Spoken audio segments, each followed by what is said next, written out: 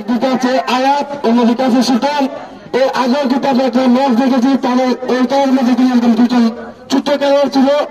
এই সবার চেয়ে ছোট চারজন খেলোয়াড় কিন্তু সবচেয়ে সেরা খেলাটা খেলেছে এবং আজকে কিন্তু দুজনের সেরা খেলোয়াড়।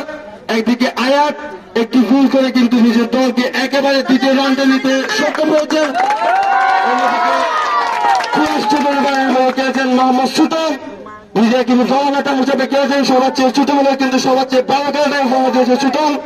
অনেক অনেক ধন্যবাদ। এবার আমি সুলতানকে বলবো,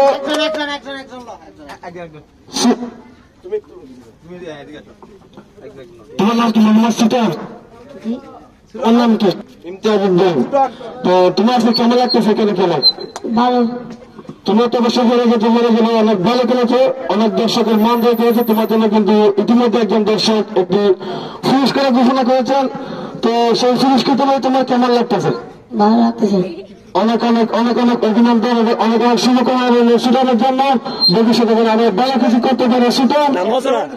এবং এ পর্যায়ে পুরস্কার তুলে দেবেন আজকের সুলতানকে মোহাম্মদ গিয়াসউদ্দিন, সদস্য সচিব, শাহদিয়া ফাউন্ডেশন।